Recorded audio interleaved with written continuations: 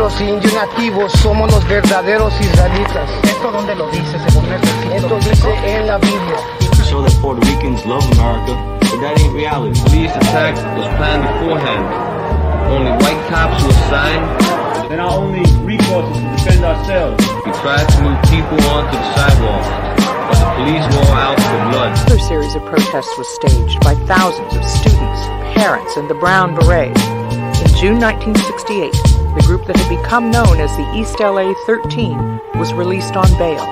Demonstrate to our people and we deserve better and that we could, get better.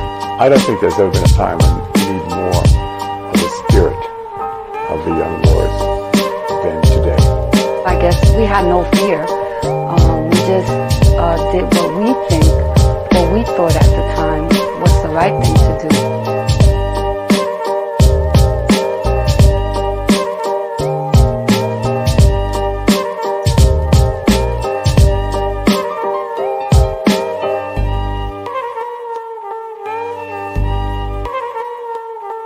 National captain of the Black Panther Party. They are making it their business through process arresting me and my wife, through a process arresting numerous Panthers on the block.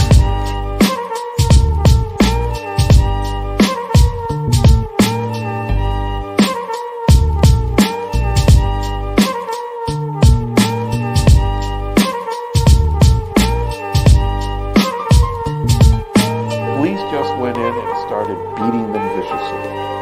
It was ugly. They were just yelling at us, you dirty spicks, dirty Mexicans, who do you think you are?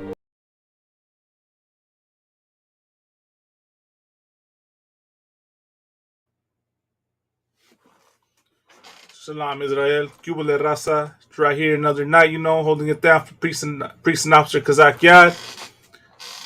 This the Inconvenient Truth, coming live to you every Wednesday night. We gonna come, we are the voice of the Raza. We're up here, to bring, the truth out to the Raza. You know what I mean? So we right here, holding down for mighty Priest and Officer Kazak Yad, man, a diligent brother in this truth, man, always bringing that inconvenient truth, bringing that heavy, that heavy truth, man, which is, what I mean, a shake in your reality, man. We showing the historical proof, the content of who we are as a raza. Also want to say, man, that we are the voice of the raza here in the ISUPK, right? Of course, we are the ISUPK, the Israelite School of Universal and Practical Knowledge, started out of 1 West 125th Street under Commanding General Yahana. You know what I mean? So we're right here holding it down, man. You know what I mean? And we are the voice of the Raza. Like I said, the ISUPK, we are the voice of the Raza. We gonna be out here, man, to talk about the issues affecting our people every day, man. So, we holding it down, man. Salakia, just bear with me 1 second, Israel.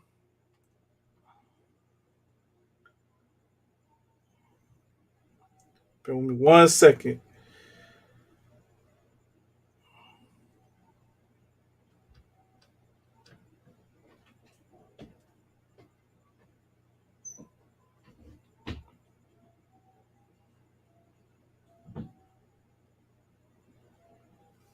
But yeah, as I was saying, we're the home of the truth, man. We're the voice for the Raza, man. And of course, Raza, y'all been paying attention to everything that's been going on, affecting our gente, right?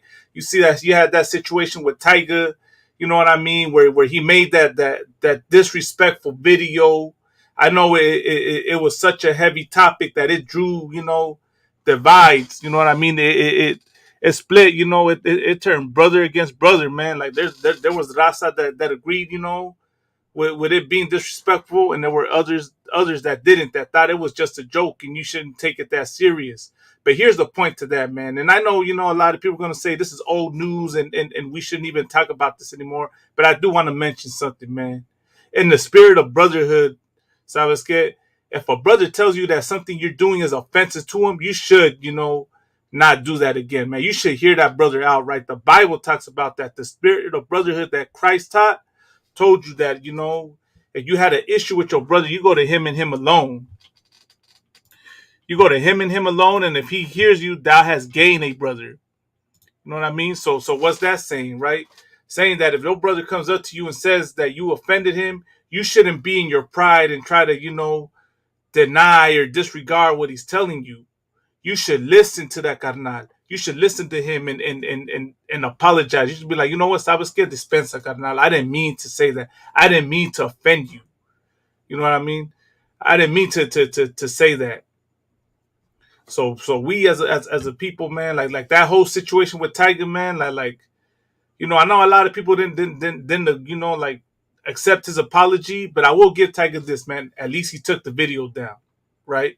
He took the video down, and that showed a lot of, you know, that showed a lot of respect. You know what I mean? And you can give him the respect of that at least he had the honor to take down the video. You know what I mean? Because when I know a lot of y'all saw the interview, man, he was kind of hesitant to take it down when with that cat from American Cholo, right? When he was telling him how it was, you know, disrespectful and racist. So he took it down, right? Like at first it wasn't bad. At the end, he let it. He thought about it. He took it down. So the point I go to say that, right, is that that's something that we teach here in the ISUPK. You got an issue with your brother, you go to him and him alone, and you know. You bring it up. You let him know the issue, and if that brother, you know, hears you and apologizes, that has gained the brother. You know what I mean? It's all good.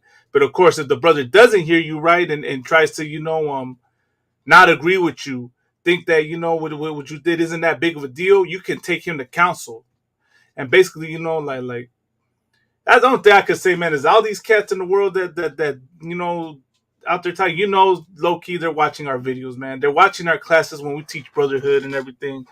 So, you know, like that's the whole side to it, man.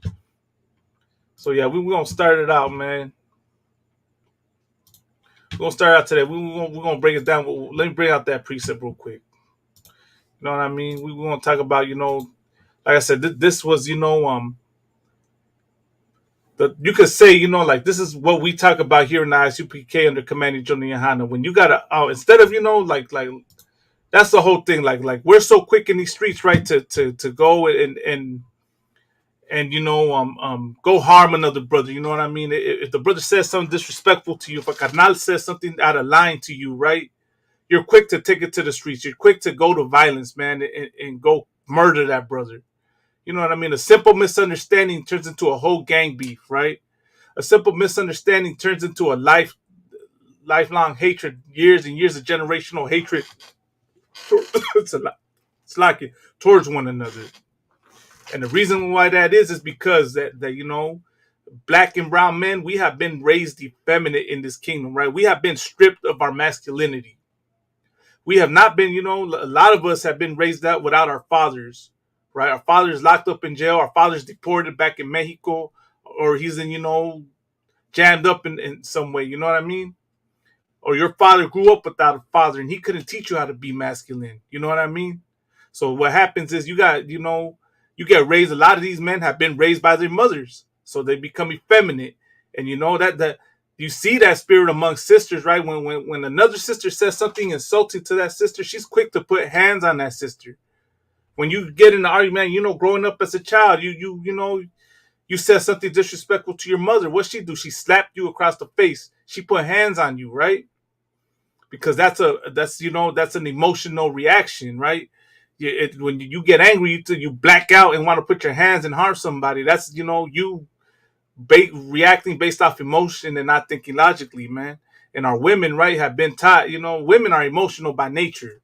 So, you know, that men, you know, we're not by that. We're meant to think and be logical, right? But when we're being stripped of our masculinity, that's what happens. And that's why you got brothers that mean mug each other and go are quick to stab one another.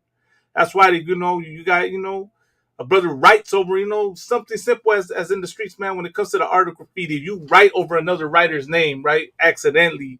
He doesn't care. He goes and crosses you back out, and you cross him back out. And next thing you know, when you two see each other, man, y'all literally trying to kill each other over paint on the wall, man. Because that's the, you know, as I said, that's the feminine spirit, man, that's been placed on us, man. You don't go to that brother and talk it out. You don't go to him and him alone and be like, hey, man, what you did, I thought was wrong. You think, nah, man, this person disrespected me. This vato disrespected me. I'm going to kill him. And F his neighborhood, F his barrio, F these tintos, F these mayates, you know, of course, that's the whole issue, right? That situation with Tiger also brought out, right? It brought out that whole black and brown beef again, man. Like the there's this big animosity that's always been between the raza and black people here in Southern California, right? And this Box has done news stories on it. It's nothing new, man. It's nothing new. You know, you got raza saying F these mayates, and you got black brothers saying F these tacos, F these wetbacks, F these spics, while at the same time, you know what I mean? They you know, nobody says F these gringos, F these, you know, these crackers. You know, and of course I'm not, you know, for what is it, for the algorithms of hate speech and everything. I'm not condoning any racial violence. I'm not condoning, you know, hatred towards anybody or harm towards another group. This is all for strictly educational purposes, right? So we're quick to hate on one another, but we're not quick to see why we hate one another. We're not quick to understand the situation going on, right? Because we partake in a culture that's not ours, man. You know what I mean? That gangbanging culture is not our culture, Raza. That gangbanging culture is not your culture, black man. That's the white man's culture. And you want to know the proof? The proof isn't, you just look simply within your own barrio, within your own set. You know what I mean? Why is a brother in there or a carnal in there got a name after an Italian mobster? You got a vato in there named Capone. You got a homeboy in there named, you know, Bugsy. What's another one? Lucky, you know, after Lucky Luciano, right? Why they like dressing like mafiosos, right? Rocking the hats and the suits and everything with the Tommy gun. Who dressed like that? The Italians did. The Jewish man did, right? And I know a lot of y'all, you know, seen Gangs in New York. And, you know, like Gangs in New York is where all that gangbanging starts from. Looked it up, man. One of the first documented gangs, right, was the 40 Thieves, right, which was an Irish gang. You know, the Irish brought that culture of gangbanging. You know what I mean? But nobody demonizes the Irish for it. Nobody demonizes the Italians for it. Nobody demonizes the Jewish man for the things they did here in America, right? When they started that life of crime, they started that whole drug ring and, you know, dealing drugs and stuff. And they made sure to only sell it to blacks and browns. They had clauses that they should never sell it to their own people, man. So us, man, as Raza, we should wake up, man. We should not partake in this culture. And that's the whole thing, man. Like Tiger did that video because he honestly, he didn't, you know any better, man. He didn't know any, but he didn't know who the Raza was. He didn't know that he was dissing his own brothers and sisters, man, when he made that video. You know, of course, that video was, you know, was stereotypical. And I'm pretty sure his team told him to do it. You know, they you know, like, they thought very lightly. I mean, this brother, you know, obviously, that's another thing to show is that there's a lot we don't know about each other, black man and brown man. There's a lot we don't know about one another. We done been so disconnected from each other, man. We think of each other as two different strangers. You know what I mean? When we got similar oppressions, man. Our cultures have been stripped from both of us, man. You know what I mean? Like that whole, you know, Cholo style, the Catholicism, you know. What they tell us our indigenous ancestors supposedly did and this and that, that's them telling us. That's them giving us a culture that they want us to follow, man. When they strip that, that's a lot cute. When they strip that from us, you know what I mean? They stripped our identity from us. We don't even know what you know what our culture really is, man. Because it's been taken from us at the hands of these devils, man. That's in the Bible, man. But like I said, man, I'm gonna go, you know, pull that out real quick. Pull that precept out. You know, go to where it says, where Christ said to tell you to go to Him and Him alone.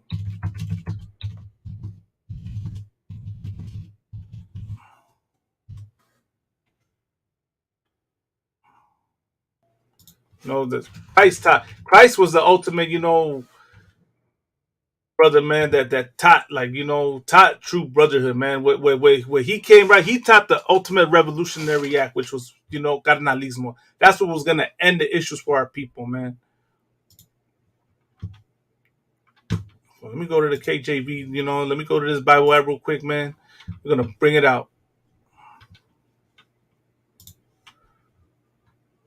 Because that's the thing, man. We don't know how to deal with one another, as I've been saying, man.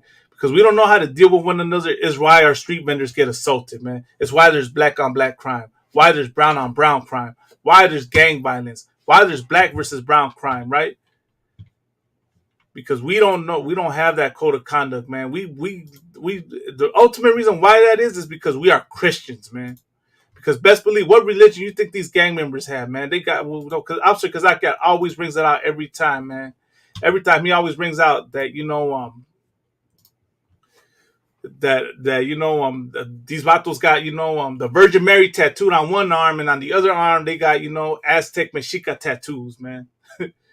Which is a contradiction, you know what I mean?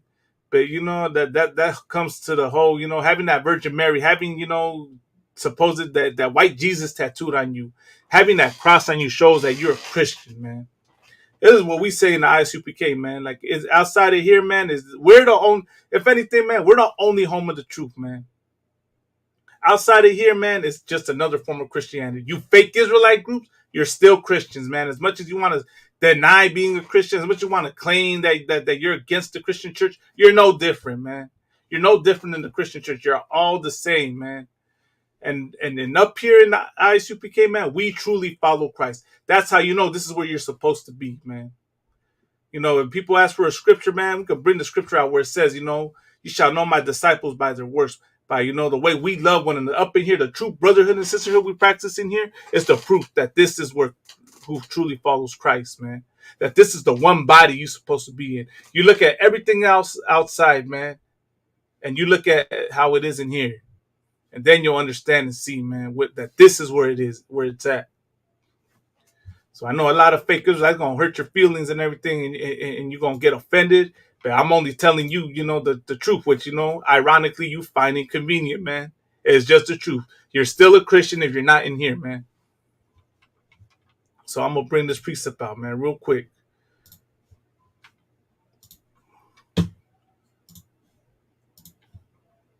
This is the book of Matthew, chapter 18, verse 15. Moreover, if thy brother shall trespass against thee, go tell him his fault between thee and him alone. If he shall hear thee, thou hast gained thy brother. Oh, next slide here.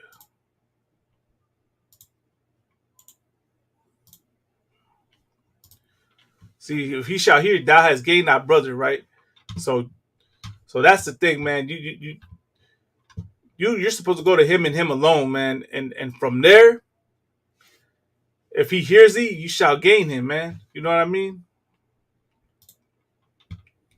But if he will not hear thee, then take with thee one or two more, that in the mouth of 2 or 3 witnesses every word may be established, right? So if he don't hear you, then you take it to a council. You take it to have 2 other brothers hear you. You know what I mean? To discuss the matter and let them decide. You don't decide nothing on your own, man. You let the men around you, the men above you, hear out the matter, and then you decide, man, what's going to go down.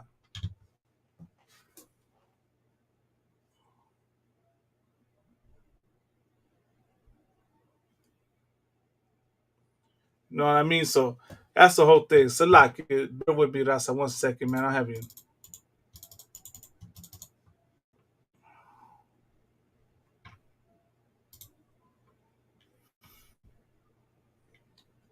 So there it goes.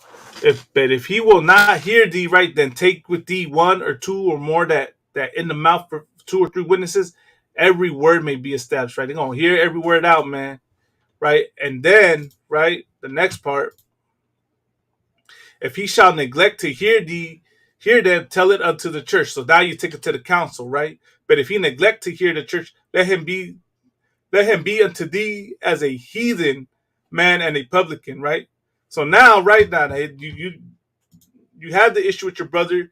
You told him, right? You go to him and him alone. He doesn't hear you. You take him to 2 or 3 brothers. He doesn't hear you still. So now you take it to a council. The council finds that you're right and he's wrong, and he still doesn't want to apologize. Now he gets kicked out, man. Now he gets sent packing. You know what I mean?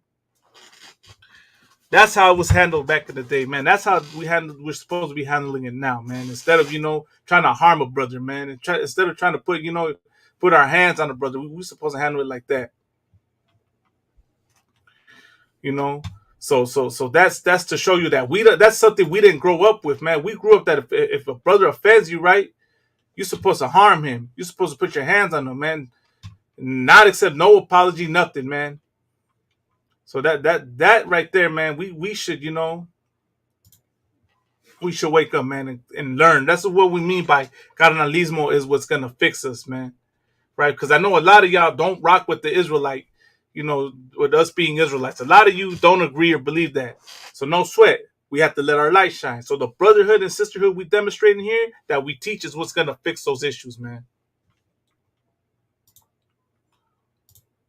So that right there, man, like you go to that brother, to him and him alone. And this is what happens, when you don't have that that code of conduct, that carnalismo. So black and brown tension is nothing new, man.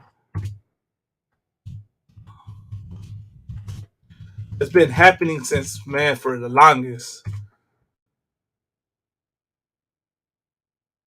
You know what I mean? This is a story, right, from 2 years ago. You know what I mean? 2 years ago, I remember growing up, man, like it was going down like that. You know what I mean? Where we couldn't rock with one another. What is going on, guys? It's Black Bugatti driving through Korea. I'm gonna bring out the Fox 11, man. Fox 11 touched heavy on this.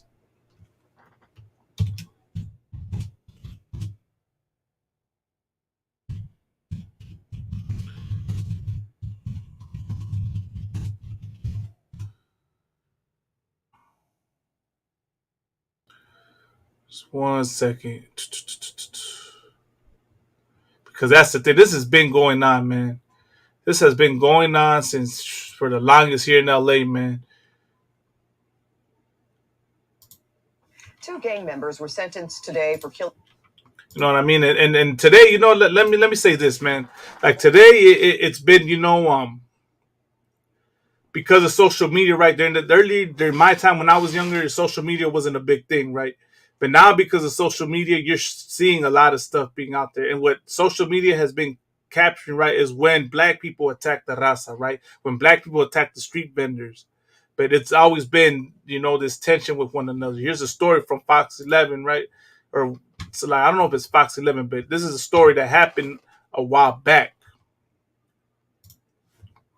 I mean, where that this is not, is not new. Killing a teenager on a high school campus in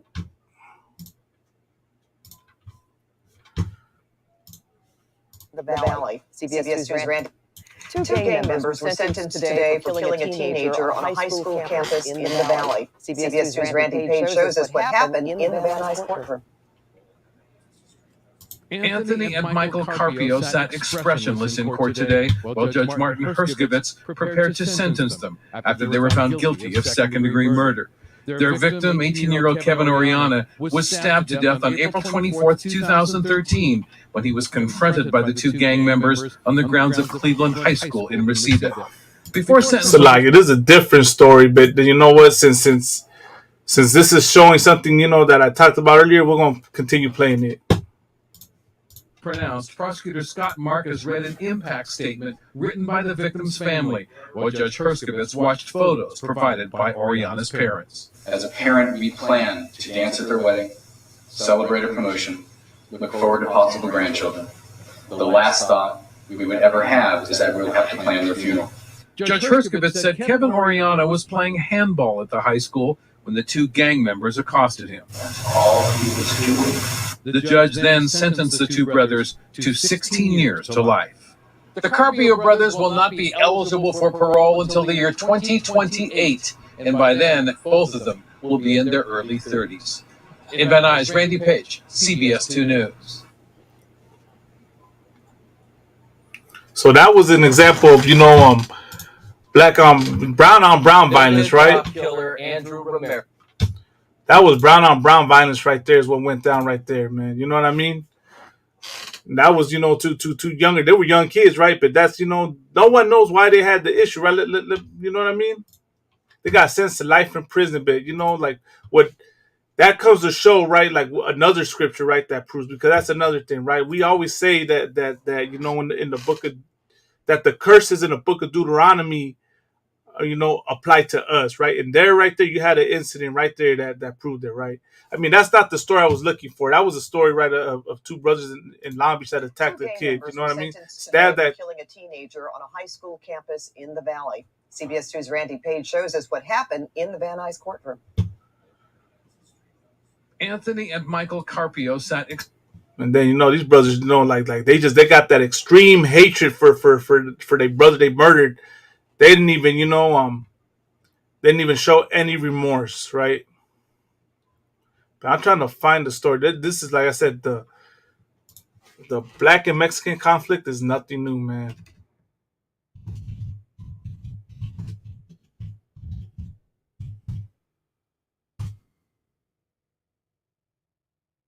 I done took the videos down, man. Like, this is such an old story.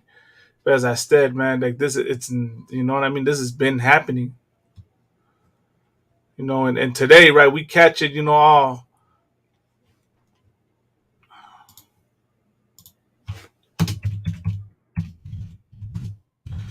because of social media. You see all this. Okay, here we go.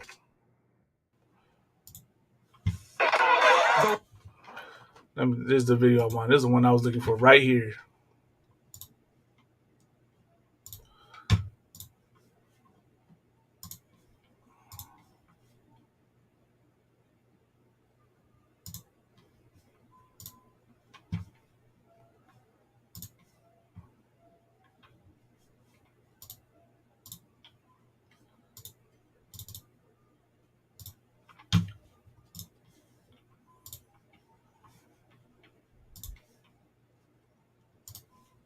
So this is the video I found, right? Just so like it, bear with me, Israel.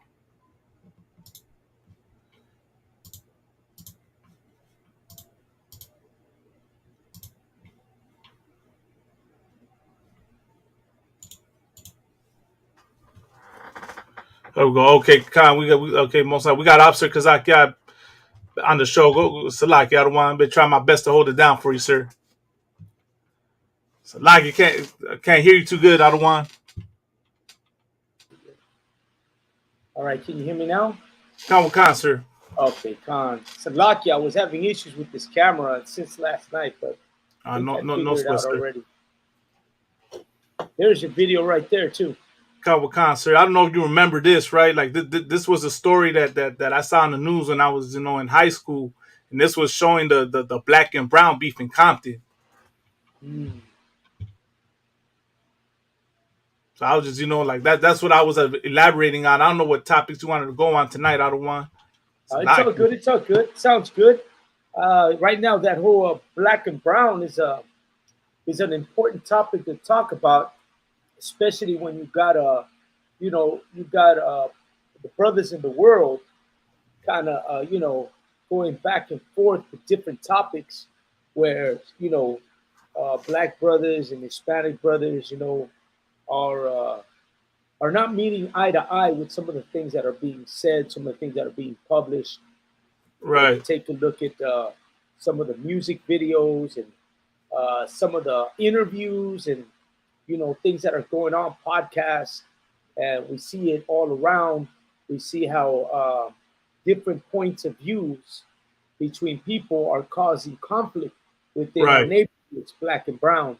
And that's something that us in the UPK need to be attentive to, because we're coming out here to try to unify the black and brown nation or people or brothers.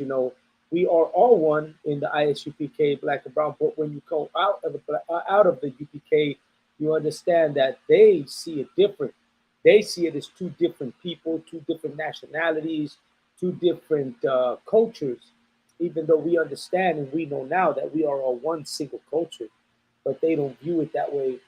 And, I think you guys have mentioned before that it's not really, it's not really Tigger's fault, it's not really them, but, those that allow, it to take place, who's the ones behind the music video, who are the directors, who are the people with the ideas, you got to understand in the industry, right? it's different people who come together to make something happen. A music video isn't, you don't see just a rapper and say, oh, he did the whole thing. It's actually, different ideas that come together from producers, directors, creators, creative editors, creative writers. There's a whole different, agenda there of different people. And then there's the think tank, which is where, you got different people who come together who want to know what sells, what's going to sell, what's going to cause controversy, what's going to get us more views. It's kind of like us in the UPK. We do the same thing. When we have our consoles, right? We have our console. We all come together to see what's the best way that we can work together to make our videos and our posts and our efforts to get our material out, our classes out. How are we going to do it? And then, of course, we all have some kind of contribution to the whole process. And it's the same thing there with them. You got we have different officers who do different have different aspects of it, and so do they. They have different people and different aspects of making it happen. So when you think about it, the way they're making it happen is someone out there is saying this can be controversial, and we want controversy. Because controversy gets you hits. We all know that. Controversy gets you watchers. You want to get your video watched? Put something controversial as the title, or put something controversial for the tags, and it's going to get you what you're looking for. Go ahead, Malagman. So I was just going to say real quick, when back to touch on Tiger, right? It was not a coincidence. I brought it out the last time we spoke about this, but it's not a coincidence, right, that he made that video at around the same time, right, that incident with that sister came out, right, where she was attacking the street vendors.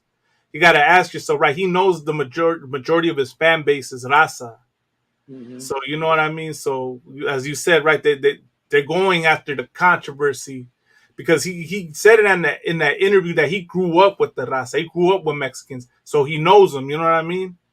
So chances are he knows what's going to offend them.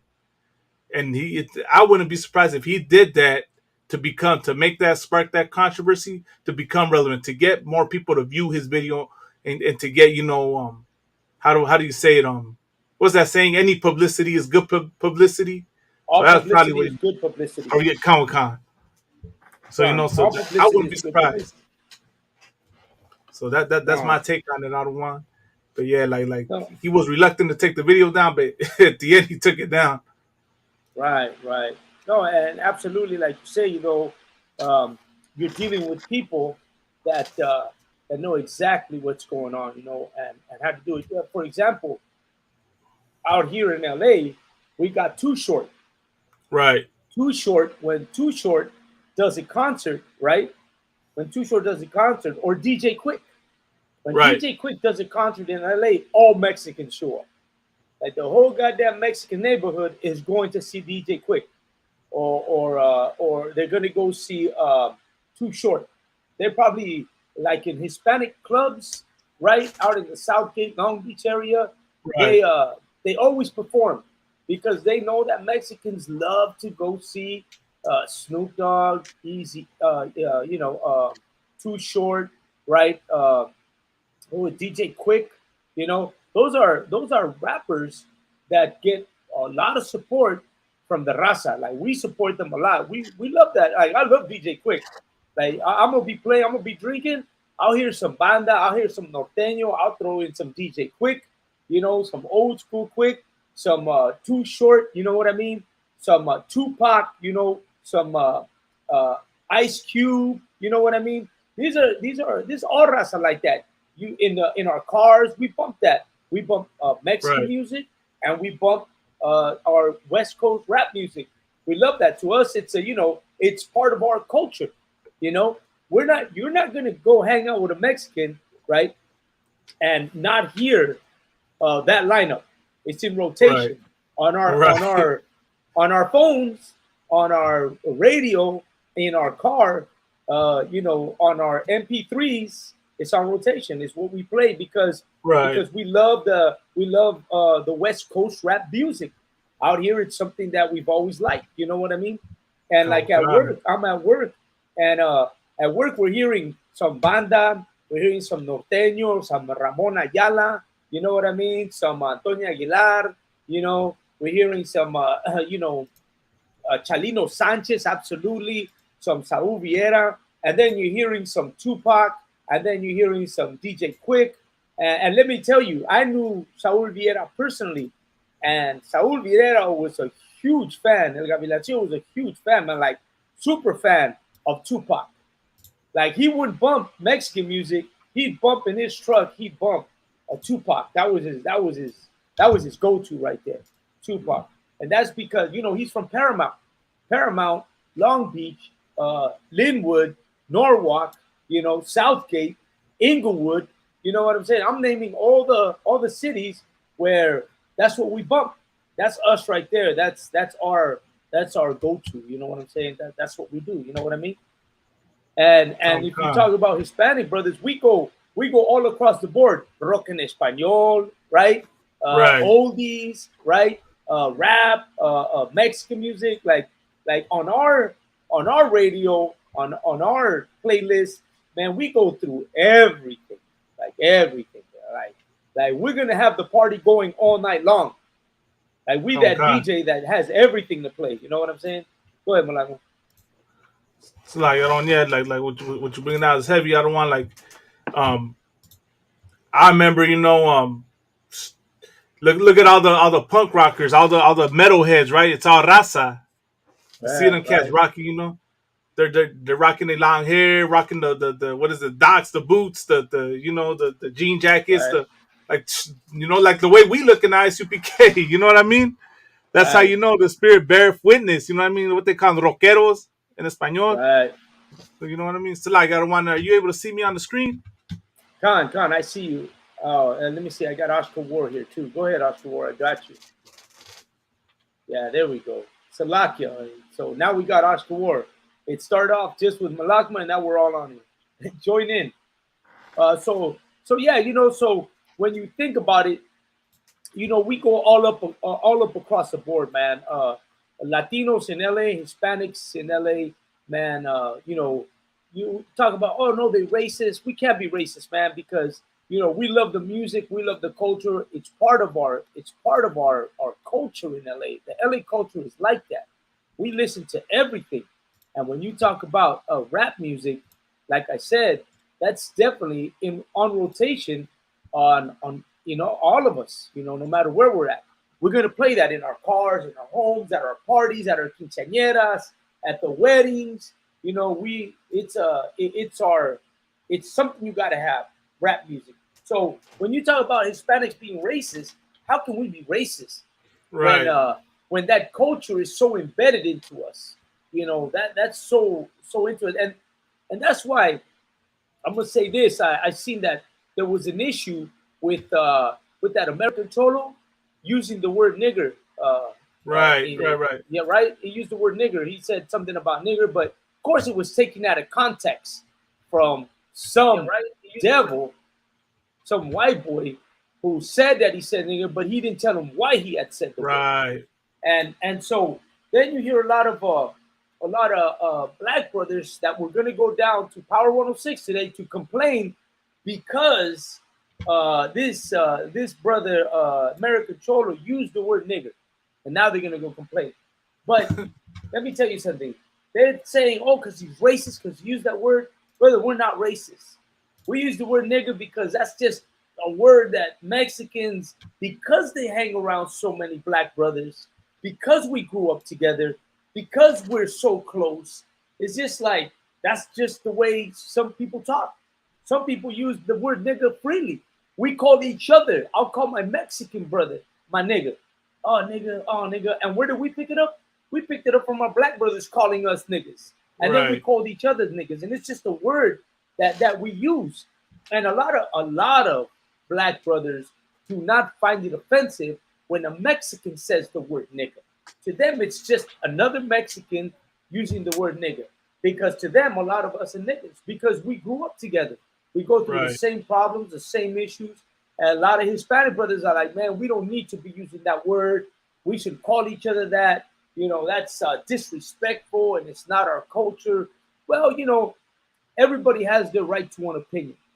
Unfortunately, a lot of people are growing up and, we use that word without even a thought.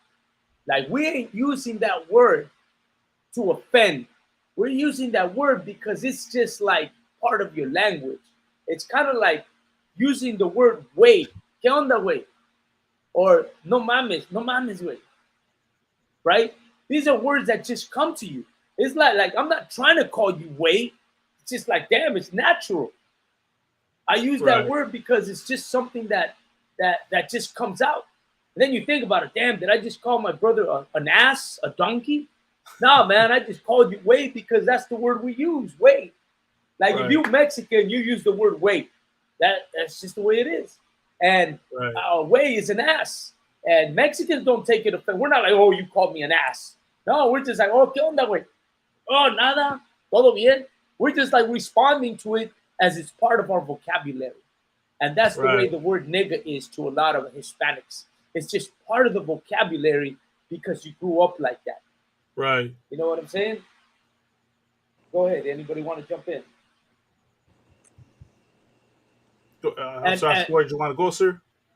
Nah, because sir, you're covering everything on that issue of using the N-word, saying nigga. That's something. If I could, sir, that's something that, like you said, that so-called Latinos say that we say. You understand? And honestly, don't see nothing wrong with it, in my own opinion, because of the knowledge that I know, being in the ISU, in the Commander General Yohana, and that's that we are the same people. We're oppressed the same. We're oppressed by the same enemy. And, our enemy knows who we are. We're the 12 tribes of Israel. We're one nation. We're one people. Even though we're different right now because we don't have the knowledge of the Lord and of the Bible, so we have a culture that we hold on to, which is not our true, actual culture. It's not a real culture. It's just something that we made and we came up with, being in oppression, But we really are the same people. We really are one. That's why you see our so-called black brothers wearing Cortezes. It's not a real culture. It's just something that we saying fool, saying, they talk like us too. They take our words and use them too, and we take their style and then use it too. So, we're really people, and like this issue right here is really small, but to our brothers in the world, it's a big issue. If I could, sir. Go ahead. What I was gonna say is that's what it boils down to, right? Is that we don't know, like it's what I said earlier at the beginning of the show, right? When I was, is that black and brown today, we don't know a lot about one another. You know what I mean? Like we think we're two distinct people, right? Like we think we're two separate races, when we just gotta look closely, man. Like you know what I mean? Look between, what is it?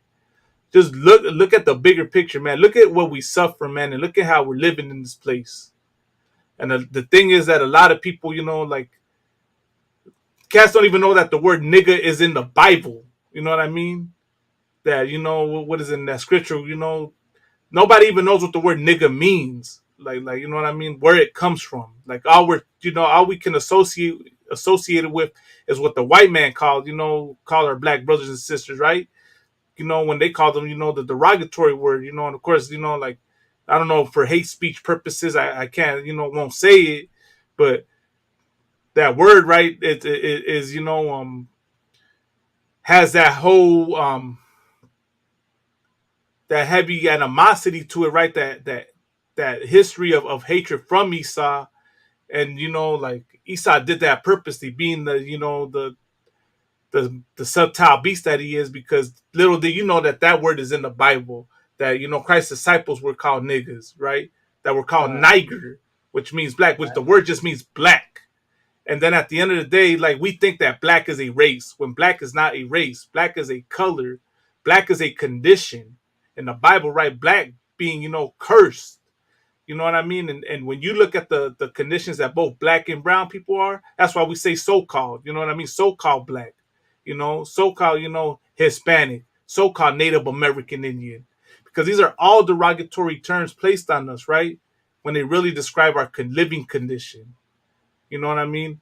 The white man's concept of race is what really has us jammed up as a people, right? And like raza saying nigga, raza says it as a term of endearment. They're not, the hateful word for when they're using it in the racist man, is when they calling them mayates, when they calling them tintos. They're not saying it in an endearing term. They're saying it out of racism, out of hatred, right? And then the whole thing too, right, is the reason why black and brown hate each other. Right? Black and brown don't hate each other because of the way we look. We hate each other because, because we've been pitted against one another. Because, we've done each other wrong.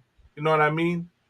So it's not an issue of being different races as it is the crimes, the things the wrong that we've done to one another. And because we want to forgive Esau because of Christianity, we'll forgive the white man first. We won't forgive our black and brown brother. We'll hate them, for forever. Meanwhile, the white man, he gets a pass. Nobody dares say anything bad about Esau. And Esau showed his craftiness in that situation with American Cholo, right? Where he twisted his words around. I mean, I saw that interview where all of a sudden he's saying he agrees with him all of a sudden. You know what I mean? Like it just proved to be the devil the Bible speaks of. Sir Salaki. No, you're absolutely right. And let me tell you something. A lot of Hispanic brothers, man, they'll be sitting around and they'll be talking and they'll be like, oh, my nigga, this and that, blah, blah, blah. We be we nigga, blah, blah, blah, we nigga, blah, blah, blah. And they'll be using that word like if it's a typical for them all day long. But when you hear, your oppressor say it, he's using that word to take advantage of it. He's using that word because he he's like using a privilege, right? That he has, where he can say whatever he wants and thinks that no one's gonna say nothing to him. You know what I mean? Like, we don't use the words like that against nobody. You mentioned some of the words that we do use when we are talking racially about our black brothers. And one of the things we don't use is we don't use the N-word the way the white man uses it. We don't use that. And we won't say that. We'll tell each other, like you said, to each other, we'll be like that tinto, el mayate, those are the words we use as racial, for racial divide. We'll use that. But we won't use the N-word. That someone who uses that is kind of someone like just don't, it's just not, it's just not there. You know what I mean? But we won't use that because we know better. Because we grew up in those neighborhoods. And we know that that's something that we just don't use. You know what I mean? It's something that just doesn't come around. And besides, our history in Mexico is that we've been around blacks for a long time. And this is the thing that in Mexico, right, and Latin America, all of Latin America, a lot of the music that we favor a lot is produced by black Cubans, black Salvadoranians, black Puerto Ricans. And so we don't see them as, they play the cumbias, the merengues, you know what I'm saying, the salsa. And a lot of those bands and artists and singers, they're all black. One of the most famous ones in Mexico, all across Mexico, is Celia Cruz.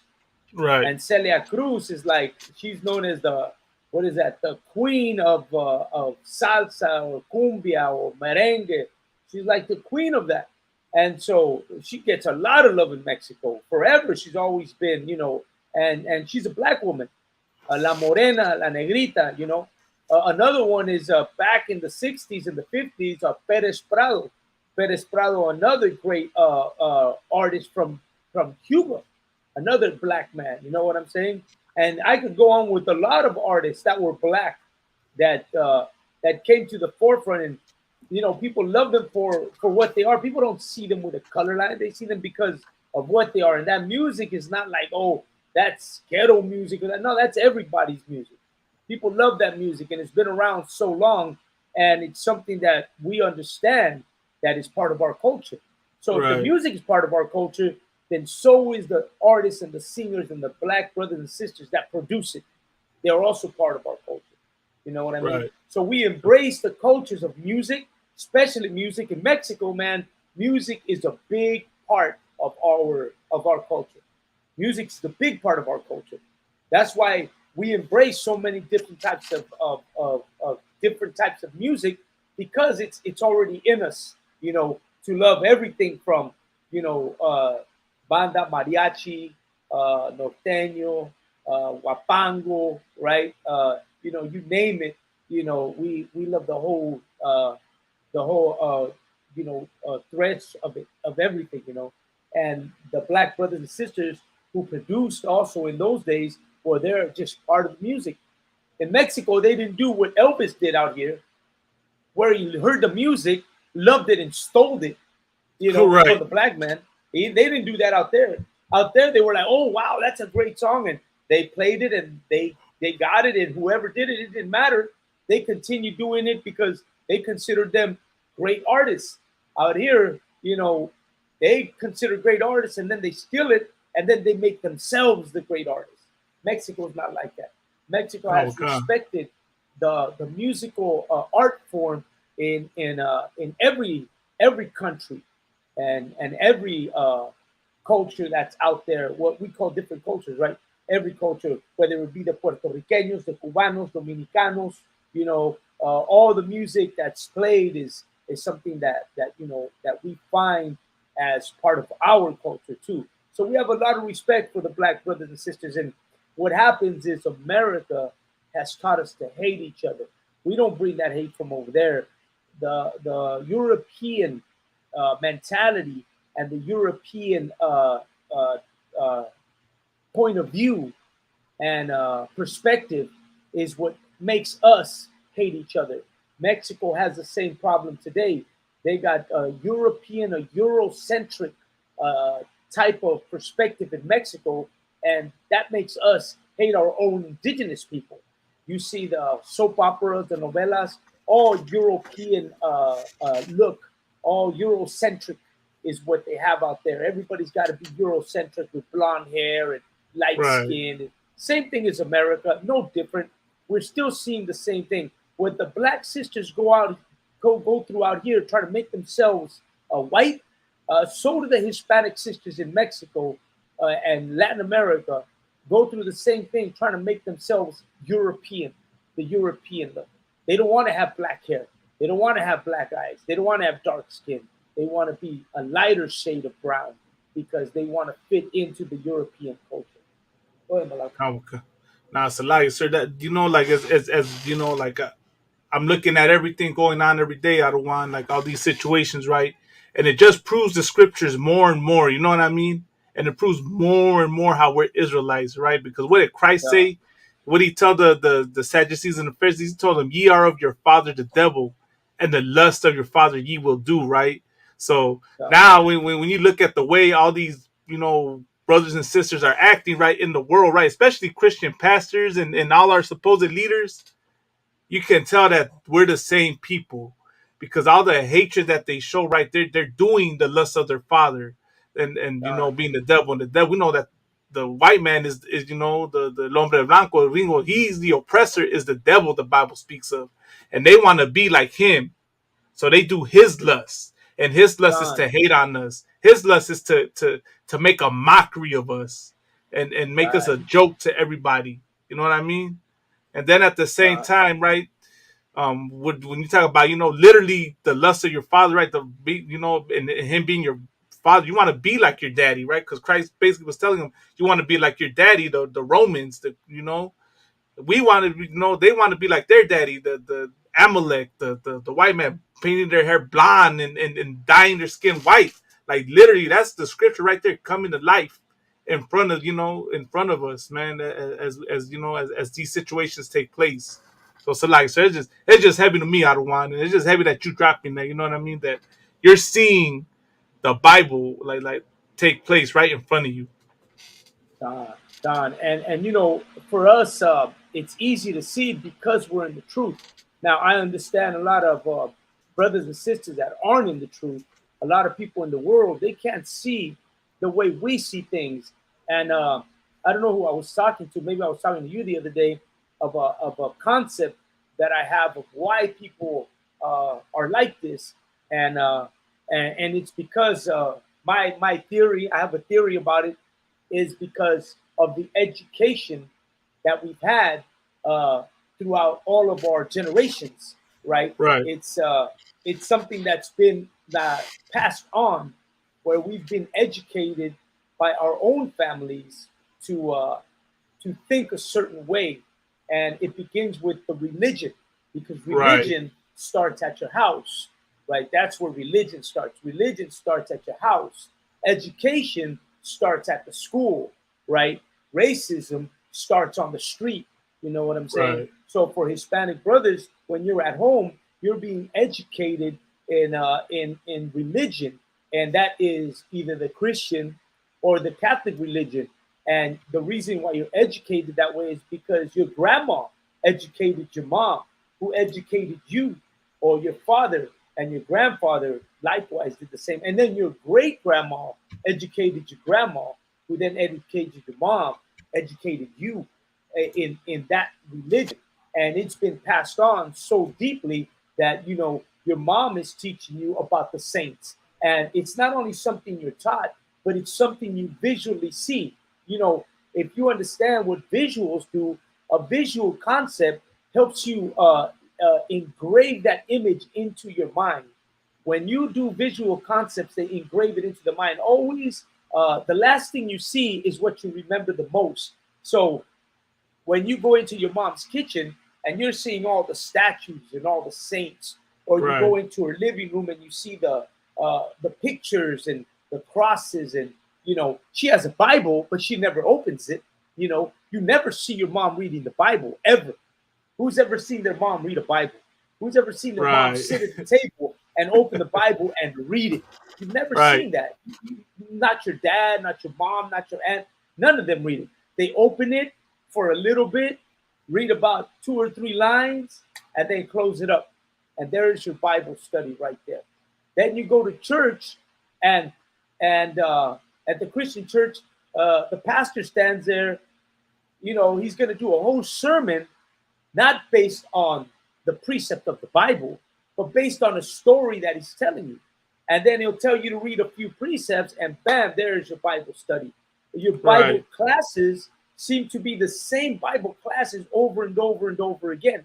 You know, you got these, what are they called? Elders in the church who teach the kids, and they just tell stories. They're not really teaching you the Bible. For you to really know the Bible, you would have to come into a school like the ISUPK, where they're breaking down precepts. I have never heard of breaking down a precept. I'm Hispanic. You know, I was a Christian. You know, I was a Catholic. And I never heard about breaking down a precept. I didn't understand that concept. When the UPK talked about they were going to break down a precept, at the beginning, I was like, oh, damn, I never heard that. And I never knew about breaking down a precept like that. Right. And then when they told you, you know, here a little, there a little, well, there's another thing. What do you mean here or there, here a little, there a little? And then you went from one page, and then you jumped to another page, and then you found that word in another page. Well, there it is where you're breaking it down. And the Christian and Catholic Church don't break it down like that. And then they break it down even heavier when they give you the definition of a word, and they tell you what that word really means in the Hebrew and not in the Spanish or the English. So, but your mom and your grandma and your grandfather and your great grandma and you know, so on and so forth, they never did that. They never understood that. So when you're in a Christian church or a Catholic church, you're being educated in the generations of miseducation from religion at home. At home is where you're getting educated. Because who takes you to church? Your mom does. Who takes you to misa? Your grandma takes you to misa. Your mom takes you to misa. Your dad takes you to misa. You go to what is that? On Christmas, you go to Christmas misa. You go Easter, you go to misa. But they don't break down the Bible. They're not giving you the lowdown on what the Bible is really saying, or like I said, they don't tell you what the meaning of the words are in the original form, which is Hebrew. They're trying to tell you what the word means in their concept of what it means. And there's a real simple one that I'm going to talk about real quick, and that's the word holy, translated in Spanish, santo, right? So when you say holy, right, in English, it means different than the word santo, and it means different in the Hebrew, right? So when you say holy, who's holy? The Holy Father, the Holy Catholic Church, the Holy Priest. In the Spanish term, santo, San Martín de Porres es un santo, Santo Niño de Antoche, Santa Muerte, you know, Santa Esmeralda, Santa Inés. You hear those are santos, and then you ask, well, what's a santo? And a Mexican person will tell you, well, it's an individual who's been canonized because he did something special, and now he's a saint. So holy is santo, santo is saint. But what's a saint, right? And what is holy? Well, holy, as we know it in the Hebrew language, means to be separate. Right. And saint doesn't exist in the Bible as these individuals. You know what I mean? We're all saints because we're the children of Israel, right? We're priests and prophets, right? But when you look at it in your mom's perspective, they don't see it in the same way. Your mom and your grandfather and them, you know, your uncles and them, they didn't learn the Bible the way it should be. So let me move forward. The reason why you can't understand the way to read the Bible is because the minute someone like Malakma comes and tells you, I'm going to tell you about the Bible, the first thing that happens to you is the instinct that your mom taught you about religion kicks in and blocks you from wanting to understand. On the contrary, people get mad, they get angry, and they start to say you're in a cult, you know, you're wrong, you don't know what you're talking about, and they begin to how can I say, like I don't want to say the word judge, but they begin to see you in a manner that they think that you don't know what you're talking about, you know, that you are not the person. So, and why? Because of that education that's been given to you when it comes to religion, you know. And when you tell people you can't be of a religion, you have to be of a culture, because there is no religion. The Greeks had a religion. The Romans had a religion. We don't have a religion. We have a culture, but it's hard to understand because that part of your brain that has been educated in religion does not allow you to intake anything new, and it immediately rejects any type of common sense that may be out there.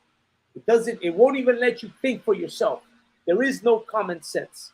America teaches you no common sense. They teach you everything else.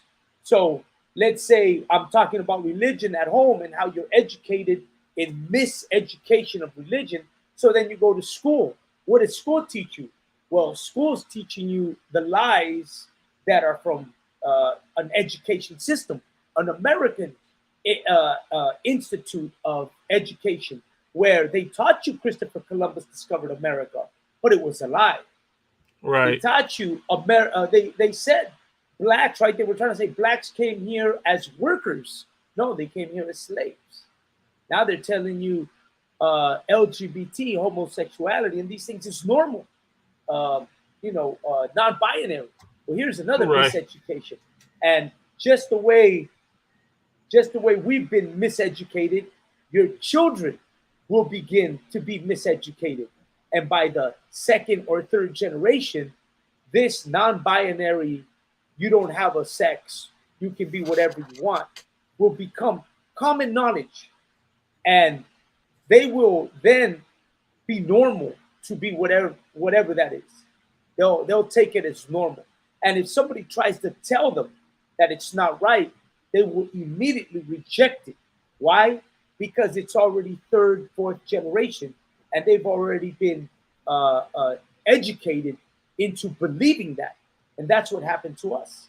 We were educated in believing religion, a white Jesus, the saints, you're Mexican American, you're free in America, right? America loves you, you know. These things that you've been educated in, you know, they're not yours. I'll prove it to you. Very simple.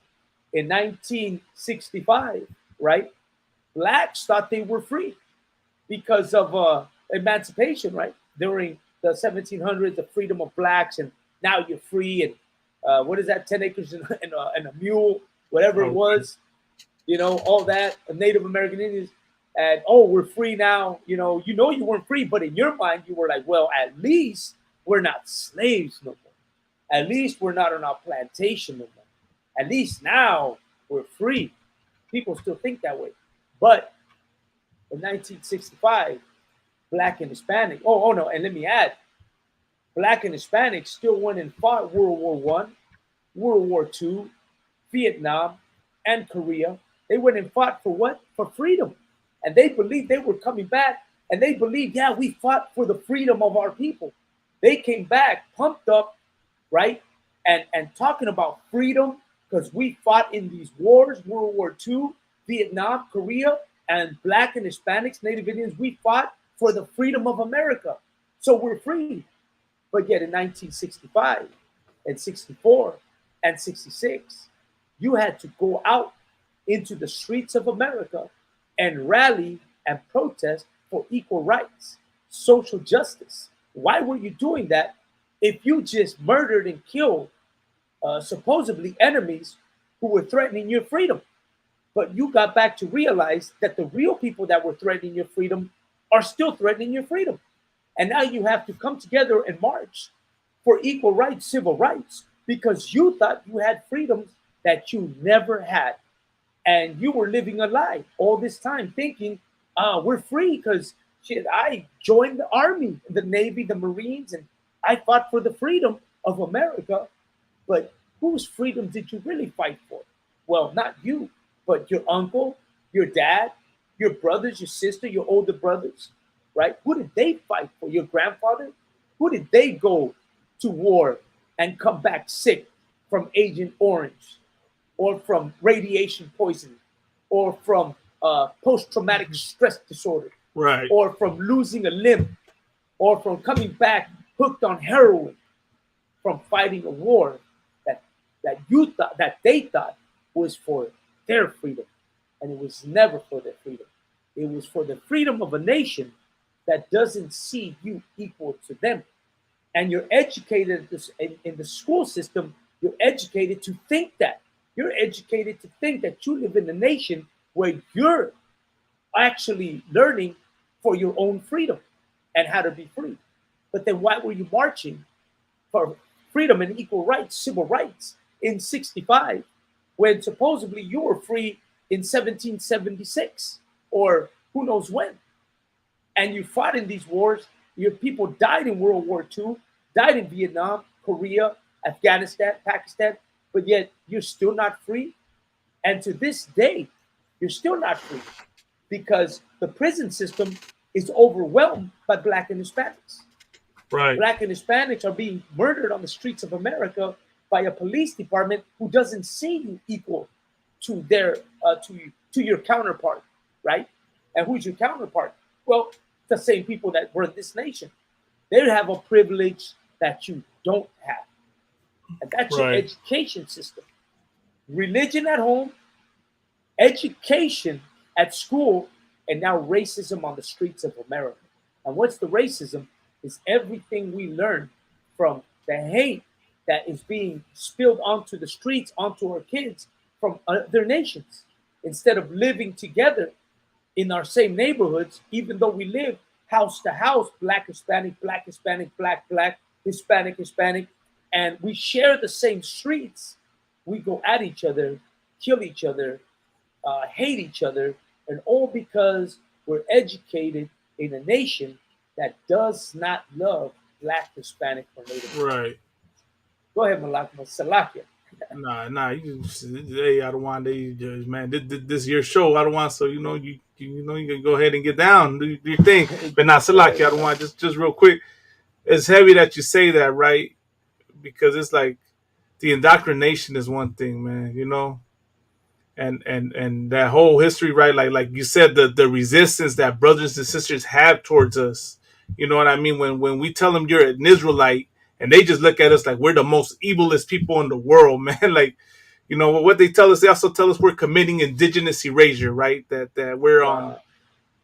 we're bringing some type of harm to their tribal nation when we tell them they're God's chosen people, man. You know what I mean?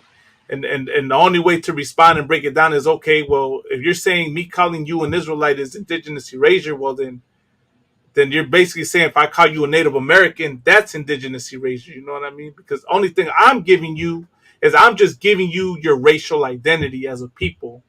I'm not denying or disregarding your tribal nation, the history of your elders and what they endured and went through.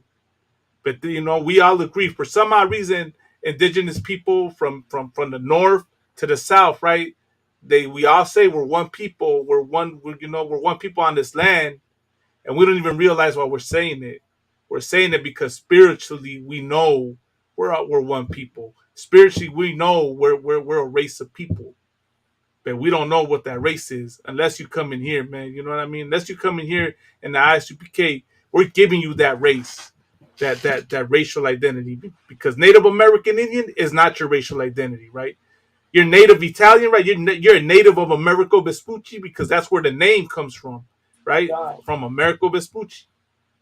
But then, and that's one point. I don't want. What another thing I wanted to touch on is what you said, right, about how we joined the military and how we do all these things to gain Esau's. The reason why we joined the military, the reason why we march and we do the whole thing for civil rights. Like, we think we're the best Christians we can be. We try to be the best, American citizens we can be.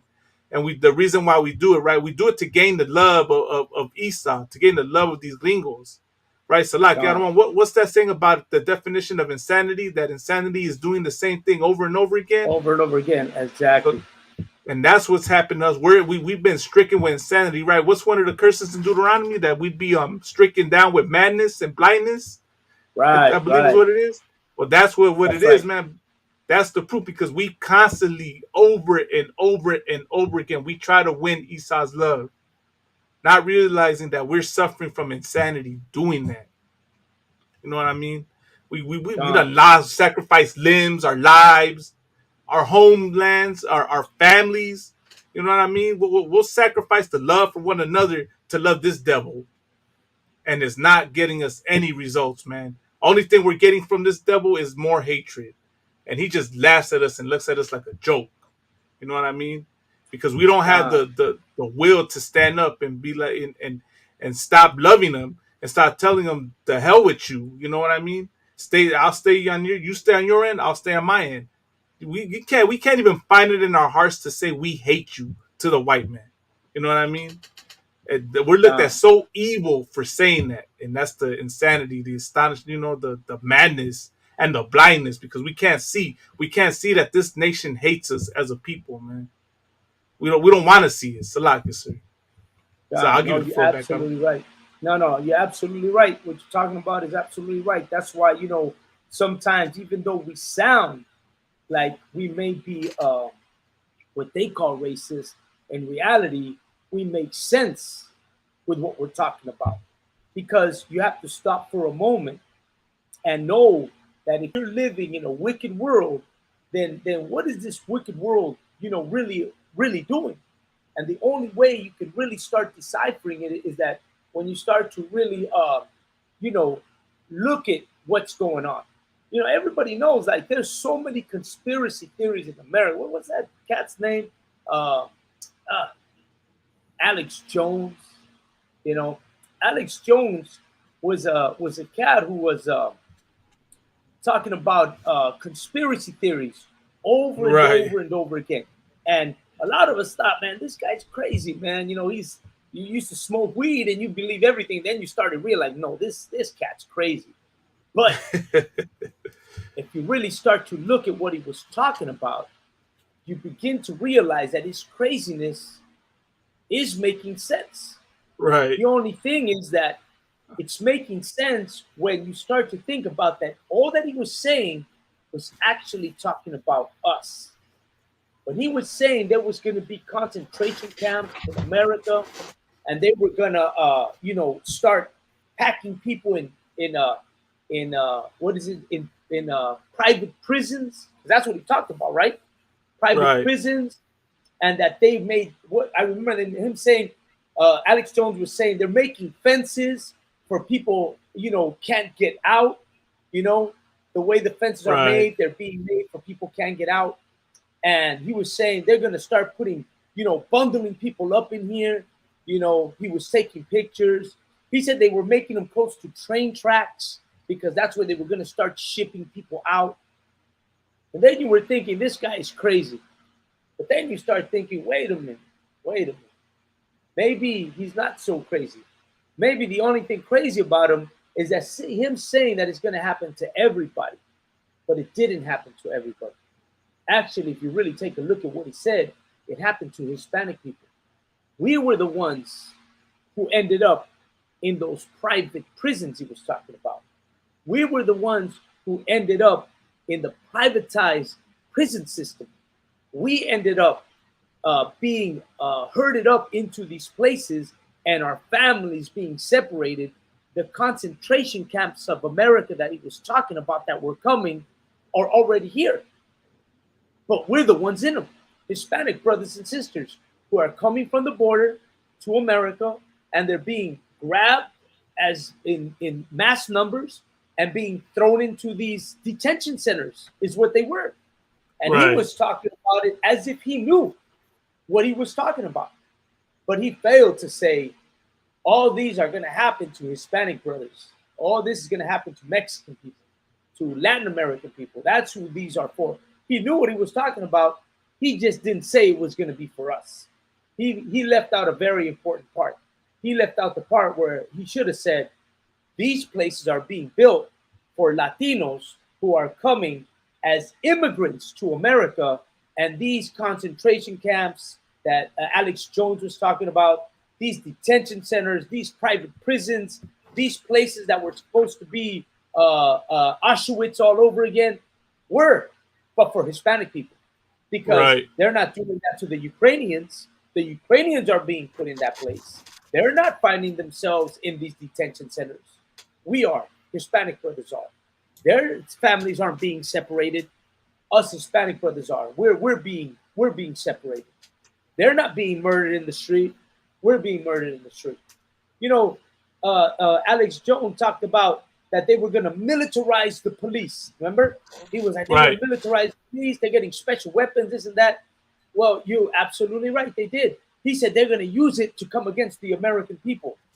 Actually, they used it to come against the black brothers and sisters who were rioting for the murders that were happening across America about 2 or 3 years ago, that they burned down cities because of what was going on. And they bring in these armored tanks, armored cars. Police use police brutality and force. They use these on the Native American Indian people up in North Dakota. I saw it. They had this. They had this. I don't know, like this armored tank that had this weapon on top that was a sonic weapon that they used to shoot the sound at the Native American Indians to force them off the land. And they were bringing that weapon out and shooting it at them. They used this weapon that they had where they were shooting water cannons with dirty water, nasty, dirty water at the Native American Indian people. That's what they were doing. Sewage water is what they were doing. Shooting it at the Native American Indian people. They were using all kinds of dirty tactics against the Native American Indian people. They were using all kinds of militarized tactics against black brothers and sisters across the nation when they were rioting for the death of man, you can name dozens of them, and And you know, it could have been avoided. Just don't kill black people. If you're gonna take a Caucasian in, right, peacefully, right, and still take him to McDonald's after he murdered, right, to get him a meal, well, why can't you do that to black brothers and sisters?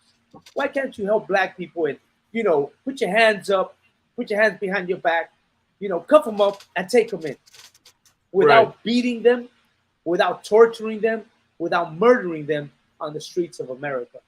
The reason you're doing that is because you want a racial war, because America wants blacks to rise up in a war against America. And black man, black woman, Mexican man, Mexican woman, Native American Indian man and woman, you're on the losing end of a war against a nation that prides himself in building weapons. Go ahead, Malaka. So, like, sir, if I could, real quick, what you brought out is heavy, right? When you talking about Standing Rock, right? That situation over there. Standing Rock. Salakia, I remember when we went to the powwow like a few months back, right? We were talking to a brother there at the powwow, and he was there over there at Standing Rock. And what that brother brought out, right, was, you know, that the people, right, that led the whole movement, right, to stop the Dakota Access Pipeline, one by one they were disappearing. So all the leaders of that were behind that movement, just one by one started getting, you know, they got missing. So that you know, like that's crazy that's what's going on. And all, you know, the tribe of Gad wants is just clean drinking water. They don't want a pipeline being built in their sacred grounds, you know, for one, and two, they don't want their water contaminated with oil. And that's just a basic human right that this devil does not want to give our people, man. You know what I mean? So, like, I don't also you mentioned Alex Jones, right? Did Alex Jones not say that the Native Americans are Israelites? Yeah, he did say that. I believe so. I believe they know what it is. They know exactly what's going on. They just refuse to touch that because touching that is you know, that's real delicate, man. They don't want to mention that, because to mention that is to mention the power that Black, Hispanics, and Native Americans really have. You know what I'm saying? That would be what that is. So they don't want to say that. They don't want to mention that. They want no part of that because they already know where we're going when you start talking about, you know, Black, Hispanic, Native American Indians being of the 12 tribes of Israel. You know. You know, the Mormons know that Mexicans are Israelites. The Mormons know Mexicans are Israelites. They know that we come from the lineage of kings, you know. They know that. So, like, yes, sir. What was that story about Moctezuma? That he said his people are a descendant of Israel, like of kings and stuff from another land? Yeah, the Mayans, the Toltecs, they understood where they came from. They understood that they come from a place where the sun rises in the east. That's what they know they come from. They come from a place where the sea was parted, and their people had to walk over the rocks away from slavery. And that's the way they're putting it. They know exactly where they came from. You know, that's heavy, sir. Nah, that's heavy. I don't want you bring that out, right? And that you got to ask yourself why there's countless books, right, that of friars saying they recognize that these people were the Israelites. You know what I mean? Now, to our raza that don't want to understand that yet, you know, you just look at our oppression.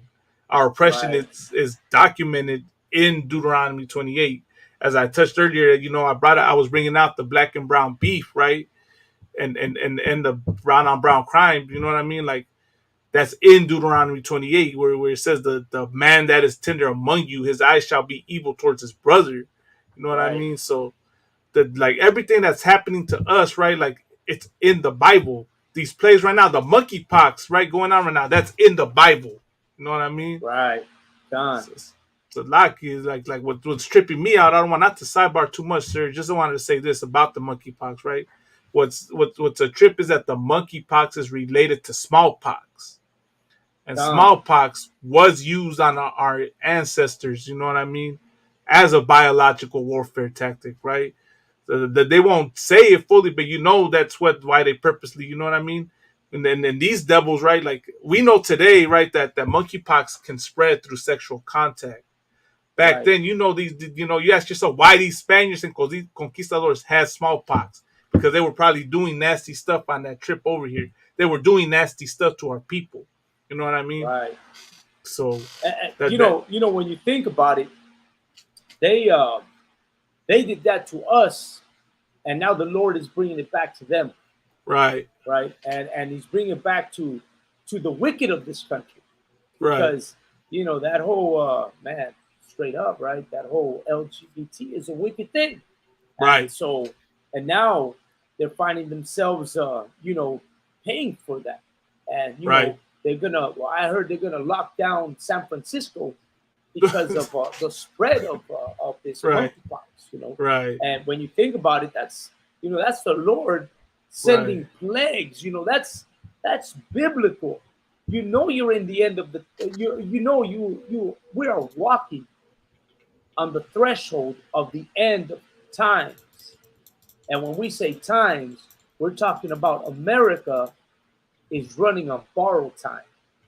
The borrowed time from the Most High. They're running on a clock that's running out. They started with a clock of sand, and that sand has diminished, and it's trickling down the last of that sand at the bottom. And its time is running out, and with it, every time that glass started dropping that sand on each one of them was a different plague or different, a prediction of the end of time, you know, a prophecy. And the prophecy of the plagues is in full effect in America today. The prophecy of the plagues is in full effect in America today. You had a plague that shut down the world, right? You have a plague that hasn't gone away. Everybody's getting COVID still. COVID's not gone. This plague is still here. You got the Omicron. They're talking about a new strain of Omicron that's come out. And then you get people who talk about, well, no, that's not the Lord. You know, governments made that. The government made that. In China, they made that plague. Well, of course the government made it. God doesn't make a plague and send it to you. No, God uses man as instrument for his own destruction. You know, God didn't, when the Hebrews were in Egypt, when Israel was in Egypt as in slavery, God's the one who hardened Pharaoh's heart. Right. Pharaoh's the one who didn't let them go. So God used Pharaoh to try to change the mind of Israel to get out of it. But we didn't listen. We'd rather listen to Pharaoh. God didn't send that plague. God used man to make a plague so that we can understand in our time the prophecies of the end of times are here today, and we're the ones now who are now speaking on it. We're the chosen ones who have been elected to come and warn everybody about what's about to happen, about the end of this nation and the end of this reign of this world of the Caucasian and the coming reign of Israel. That's what we're here for. That's what it's all about. You know what I'm saying? Go ahead, Malaki. That's heavy, Adawan. You know what I mean? Because like you said, like you brought out earlier, right, that we can see it because we're in this truth. You know what I mean? Because, you know, Christ, right? What did Christ say? You did not choose me, but I chose you, right? And that makes sense as to why you can break something down to people over and over and over again, and they still don't get it. Because me being in here in the ISUPK, I can see why COVID's happening right now. You know what I mean? I could see why. Like, I don't have to jump to a conspiracy theory and think that, you know, it was man-made in the lab and that, you know, it's some agenda by the elites meant to, you know, do whatever. Like, I know this is of the Lord, because the people the way this plague started was by, you know, this other nation of people eating unclean meat. Right. Now the same thing with monkeypox, right? Like I don't have to look at it like as some conspiracy of the Illuminati sending this virus out to control whatever, when I know that the Lord is against that alternative lifestyle, and that it's not a coincidence that it started with them, with their pride events, their raves, whatever they had, where they all gathered together as a people. Then you had Pride Month, and then you're wondering why the outbreak has number of cases has spiked like to high levels. You know what I mean? So it's like I could see that now, and because Most High Christ, for you, for Commanding General Yohana, for Captain Gaddafi, for all the men above me that had taught me this. You know what I mean? That I could see it. Now, brothers and sisters in the world can't see it. They can't see it, and because they can't see it, they're gonna still go and mix themselves amongst the alphabet community. You know what I mean? Because they think they gotta support them. Because God forbid that you don't agree with it. Now all of a sudden you're a bigot. All of a sudden you're hateful. But you know what I mean? And God forbid you don't stop putting down that pork, shrimp, crab, or lobster. You know what I mean? Because it's the other white meat. Right. Now you're gonna get monkeypox. Now you're gonna hit with COVID, man. You know what I mean? Because you can't see it. When all you gotta do is and that's all people gotta do is put their pride down, man, and see the bigger picture, man. Like the Lord is not with this, man, and He's letting you know through us. When we tell you what it is, you should listen to us, man. You shouldn't, doubt us and think we don't know what we're talking about. You should listen to us when we warned you, because we were trying to save your life. Literally, if you were to listen to the men and priests, of the ISUPK, your life could be saved, literally. Salaki, sir. No, absolutely. That's why it's important to get into these classes to learn this, because, time is short, man. You don't want to believe it, but the more you look around every year, I said this a couple of years ago, right? I think, man, you can go back to some of my shows, and I've always said every year for the last, man, I'm going to say since the beginning of the 2000s, every year there's been something new. The tsunami, remember the tsunami, right? Major earthquake, what is that? Man, you can go back. The fires, those devastating fires. Right. Man, shit that's been like unreal. Shit that's been unreal. Like things that have been like, you never seen this before. Like we've seen shit that has never seen before. You know what I'm saying? Real destructive things that are coming on this earth. And you know what happens is that we live in what it is we're how am I gonna say this? We're desensitized. That's the problem. We're a generation that's desensitized. We'll see something today and we'll think about it, and tomorrow we'll forget about it and go on our way and go on our day. Not considering that what just happened is impacting for the whole world. You know what I'm saying? And the truth was the first one, of course, what happened to in China and Thailand, Japan, with that tsunami, right? Right. That destroyed. I don't know if you just saw, right? I don't think you guys have seen this, but and let me see if I can find it, right? Let me see if I can find it, because this is something you haven't considered, right? Let me see if I can find it real quick. Right? It's something no one considers, because you don't think about it. And you're about to consider it today. Don't go no place. I'm about to show you something that you might have not known before. Right. And if you're scared, go to church. You know what I'm saying? If you're scared, go to church. I'm about to show you. So like, I don't want to go ahead. Now I was gonna say something real quick, but go ahead. Now I was gonna say what you described, right? Like, is basically that we've been given a false sense of security. You know what I mean? Like we think it can't happen to us. Well, learn from all these sisters right now that are freaking showing their TikTok videos of them with all those sores around their mouths. You know what I mean? Right. They thought they couldn't get monkeypox, and yet they was kicking out, whatever they was doing. You know what I mean? Like they got the monkeypox. That's all I can say. Salakia. Right. Okay, so I found it, but I was trying to find a news article.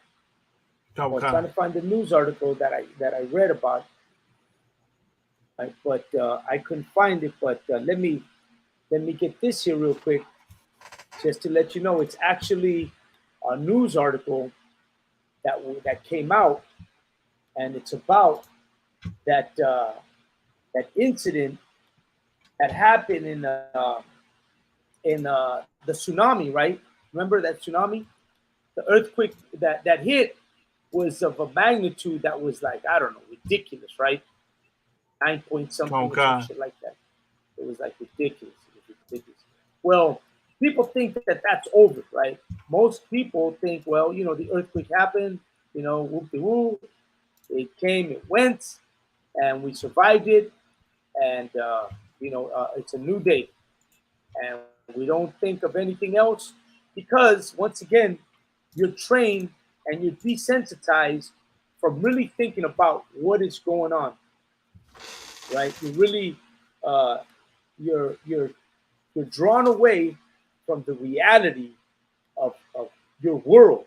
I'm gonna say your world because you live in this goddamn world, but you don't understand what's going on with it because you're not in tune.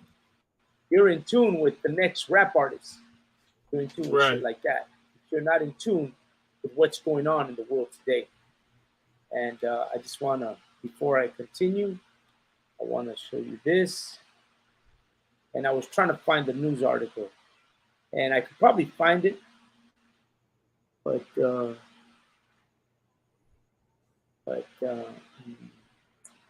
one second. Sweat out of one. Well, yeah, concert. It's a lot down. I have it in here already to bring up, but I was looking for the news article. I can't find it. Well, so let me just get it real quick because I don't want to waste too much time. So here it is. Take a look at this. There's a fact that's happening now, right? It was caused by the tsunami that hit during the 2000. It took them this long to find out that your Earth is spinning faster than what it was before.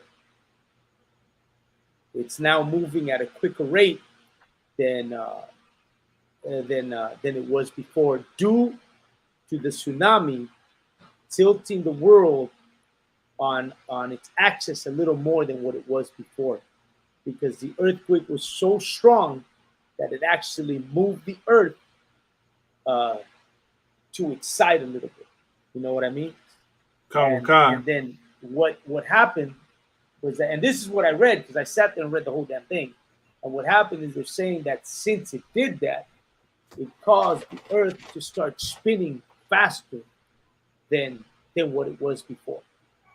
And it's only seconds, right? They say it's only seconds, but it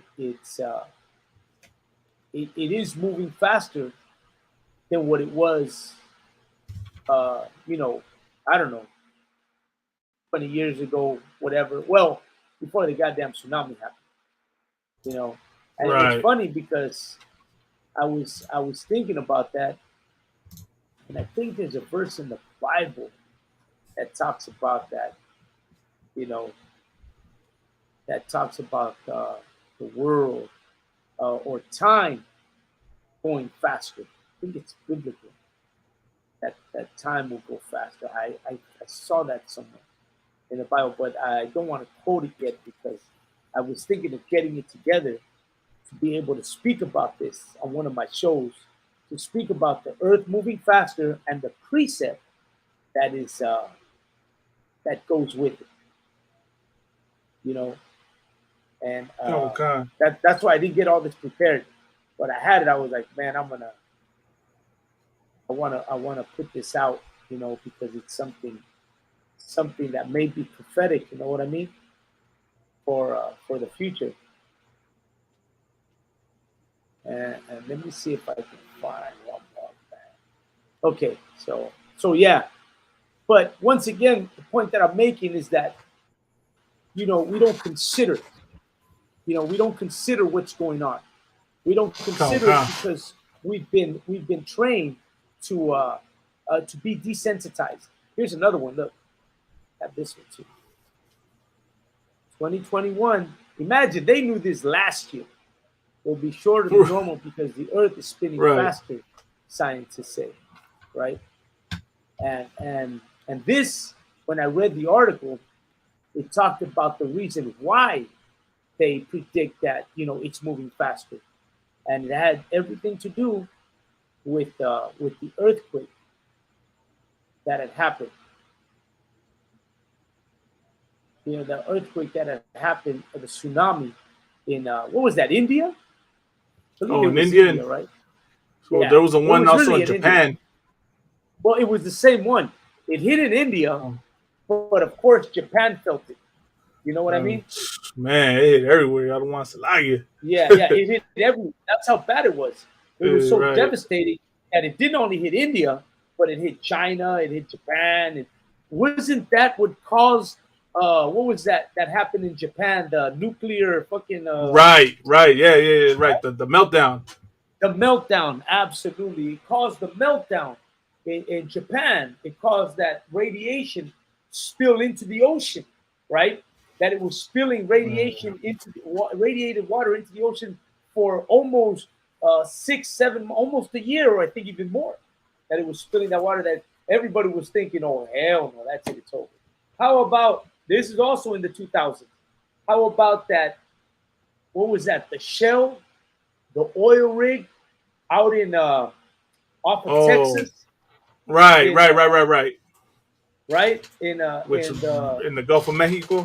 Gulf of Mexico, that it spilled all that oil, that they were talking about that there was going to be monsters coming out of the ocean and all kinds of shit, Right. That they were doing something and, but that was devastating. You know what I'm saying? And these are natural and unnatural disasters that if you take a look, it's happened. But, it's been happening a long time.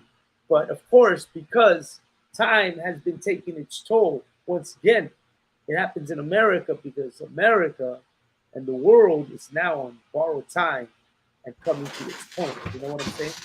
Go ahead, Salaki. Sir, what's that scripture that says he knows that he has but a little time or something like that?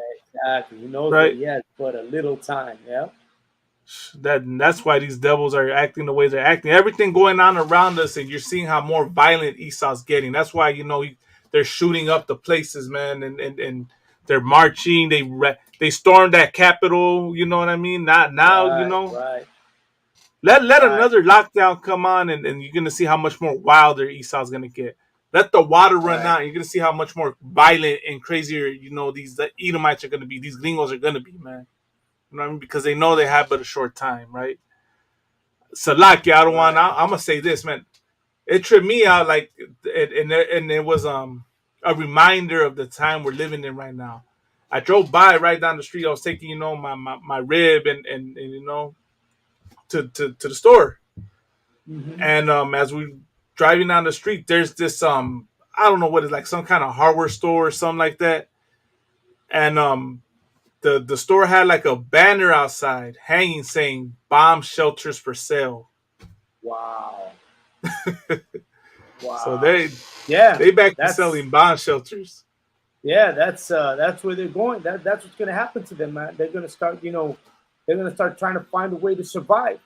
And that right there that you're talking about is prophetic, because they are going to find a way to survive, and they are going to find bomb shelters. And they are going to go down there and hide, because that's the job that the prophets of the ISUPK are going to have, to go out there and bring them out of the holes that they're hiding. What does Right. it say? May the rocks fall on top of me and hide me, right? Right. And that's exactly what's going to happen. That's where it's going to. You know what I mean? So yeah, you can, that's part of the whole thing. Part of the Lord's plan is that right there. So Right. yeah, you better know it. Yeah, you better know Yeah. it. You better know that that's what's going to happen. Better, wake up to what time it is, man, for the raza and whatnot. You know what I mean? This is when you Right. want to learn the truth, man, and come in here in the ISUPK. You know what I Right, mean? right, What is it? right, right. Romans 13:11, right? For now is high time to awake out of sleep. For our Absolutely. salvation is, what is it? The day of our salvation is near, right? Right. Or closer to, paraphrasing it, of course, closer than what we thought, right? And like, this is the truth about the Bible. The Bible is our story. The Bible is talking about us, man. You know what I mean? It's Right. telling us to separate and come back within our own, man. You know what I mean? Because Absolutely. things are getting Absolutely. crazy. These other nations are showing their hatred for us. They're gonna start, you're gonna see things get crazier on a whole new level. You know what I mean? Right. The race war is already taking place. You know what I mean? But Gone. now you're gonna see Esau get crazy. You're gonna see these oppressors going into our barrios, into our ghettos, and literally, shooting up. Like shooting us up. I mean, it's already happening. That's what that devil did over there in what is it, in Ohio? Not Ohio. Right. In Buffalo, right? He went to the Gone. store in the ghetto, in a black neighborhood, and started gunning down people, man. That Right. devil, what's his name? Patrick Crucius. He went into the barrio where the raza was at, right? And Right. went to the Gone. Walmart and started shooting up raza. You know what I mean? Right. Gone. So, like, I Gone. understand you, Absolutely. concert. You know what I Go mean? ahead. Go So ahead. it's no. I would say, like, I understand, right? The outrage and the anger when these rappers, right, make disrespectful music videos.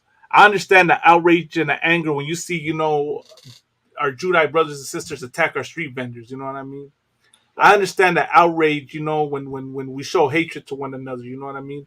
We do it though. We attack our own people too, man. We hate on our black brothers and sisters too. You know what I mean? We do that, and we're not realizing what's really going down. You know what I mean?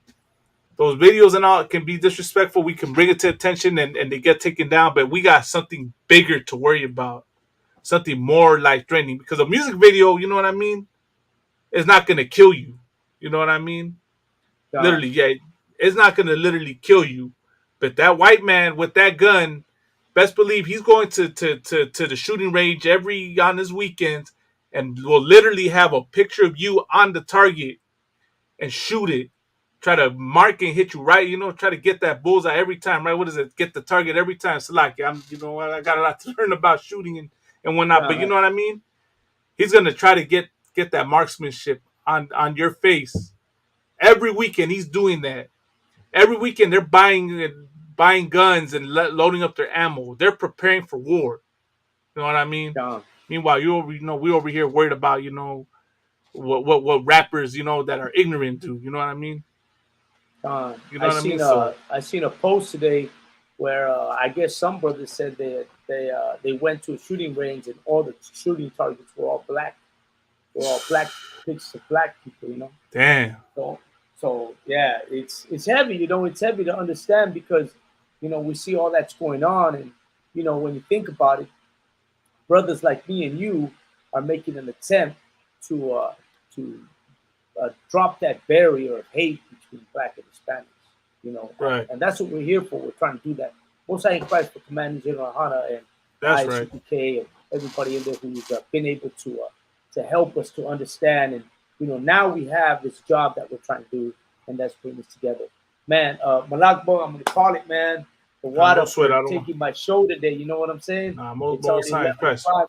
Man, we sat here and we talked through the whole thing. We didn't think we were going to go that long, but we always think we're not going to go that long, and then we end up, a whole show.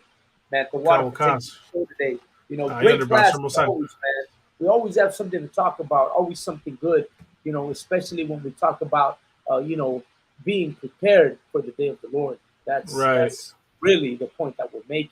Preparing yourself for the day of the Lord, and one way of preparing is brotherhood and bringing together Black and Hispanic, Native American Indians. That's preparation for us.